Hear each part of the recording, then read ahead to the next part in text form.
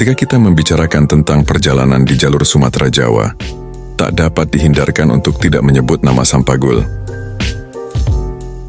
Perusahaan ini bukan sekadar kendaraan, melainkan teman seperjuangan ALS dalam menjelajahi landscape menantang dari ujung Sumatera hingga ke Pulau Jawa.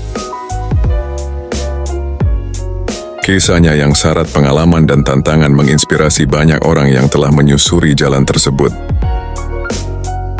Jika mengulas tentang sistem transportasi bis di wilayah Sumatera Utara atau Sumut, maka tentunya hal ini menjadi fokus menarik yang patut untuk dikaji.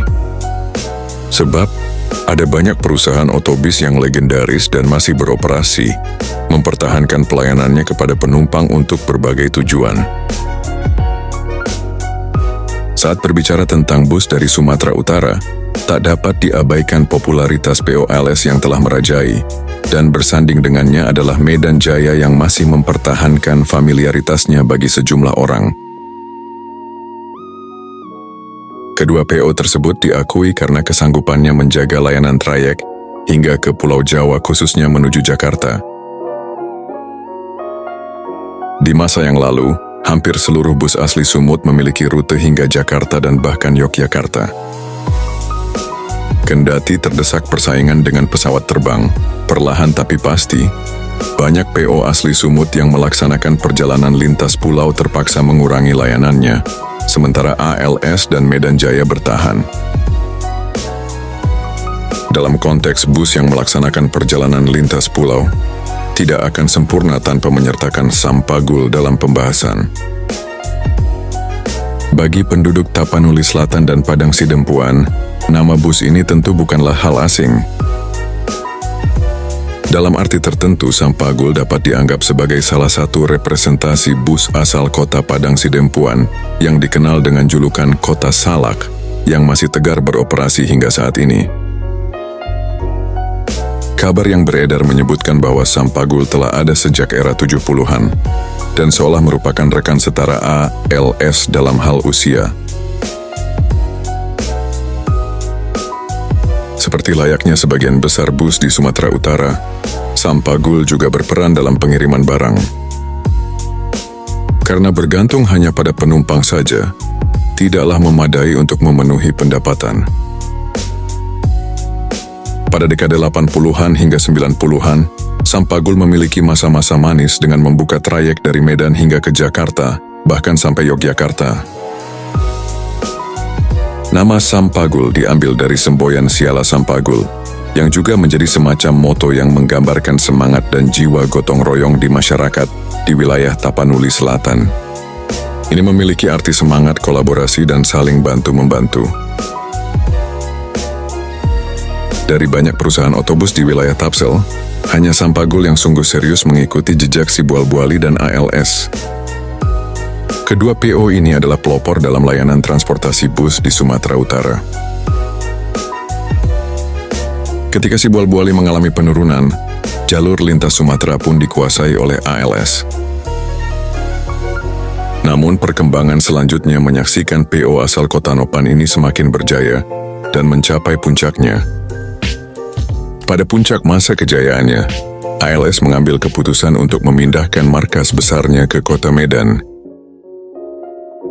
Perpindahan markas ALS ke Medan juga berpengaruh pada posisi strategis Padang Sidempuan yang semakin terpinggirkan dan hanya menjadi titik singgah bagi ALS dalam rute perjalanan Medan-Jakarta.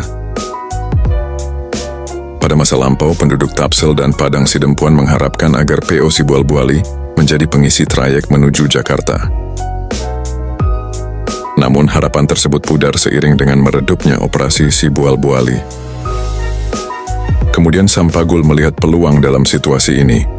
Menurut laporan yang ada, PO asal kota Padang Sidempuan ini berani mengambil langkah untuk membuka rute Padang Sidempuan Jakarta melalui Bukit Tinggi pada tahun 85. Mereka juga mendirikan kantor pusat di Padang Sidempuan. Dalam perkembangannya, Sampagul juga membuka rute Medan-Jakarta. Inisiatif untuk membuka rute-rute baru ini direspons antusias oleh masyarakat di wilayah Tapsel dan Kota Nopan, kota asal ALS. Setidaknya saat itu, para penumpang masih memiliki peluang untuk mendapatkan kursi kosong dalam perjalanan menuju Jakarta. Sampagul hadir untuk mengisi kekosongan trayek yang tidak dapat sepenuhnya dilayani oleh ALS. Sampagul pada saat itu mendapatkan manfaat dan sebenarnya harus mengucapkan terima kasih kepada ALS atas keputusan mereka untuk memindahkan markas besar ke Medan. Karena perpindahan ini Sampagul dapat membuka rute baru. Meskipun begitu, hubungan antara Sampagul dan ALS tetap harmonis dari masa lalu hingga sekarang. Ketika bertemu di jalan, keduanya saling melindungi dan memberi kesempatan untuk perkembangan bisnis masing-masing. Fenomena ini adalah salah satu aspek yang menarik perhatian, bahwa dalam dunia perusahaan bis di Sumatera Utara, kompetisi dijalankan dengan sportif, dan meskipun berasal dari berbagai bendera perusahaan yang berbeda, kru bis jarang terlibat dalam konflik. Salah satu ciri khas yang membedakan Sampagul adalah penggunaan livery berwarna kuning polos untuk bis mereka, dengan tulisan nama PO berwarna hijau pada bodi bis. Jika diperhatikan secara sekilas, font tulisan Sampagul memiliki kemiripan dengan font yang digunakan oleh merek obat herbal terkenal. Selain itu, bis Sampagul juga sering menggunakan chassis jenis lama, khususnya Mercedes-Benz OH1521 atau biasa disebut Cooler.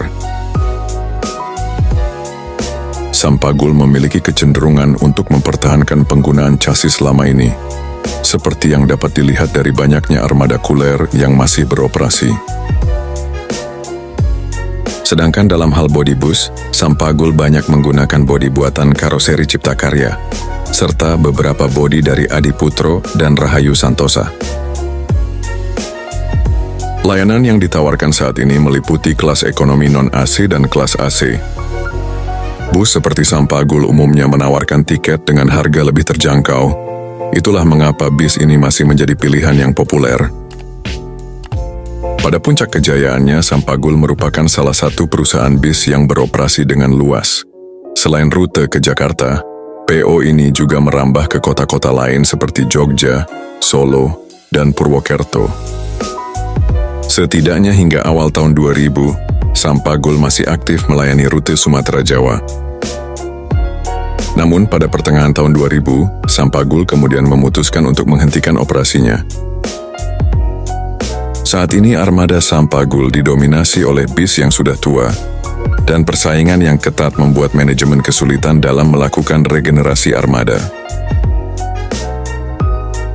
Tidak jarang armada bus Sampagul mengalami masalah di jalan, sehingga penumpang terpaksa harus dipindahkan ke bus lain. Di tengah perubahan yang terjadi di dunia transportasi, Sampagul tetap berjuang untuk mempertahankan eksistensinya. Saat ini Sampagul hanya melayani trayek-trayek lokal di Pulau Sumatera. Salah satu trayek yang menonjol adalah rute Padang Sidempuan Pekanbaru melalui Bukit Tinggi, yang memiliki karakteristik yang unik.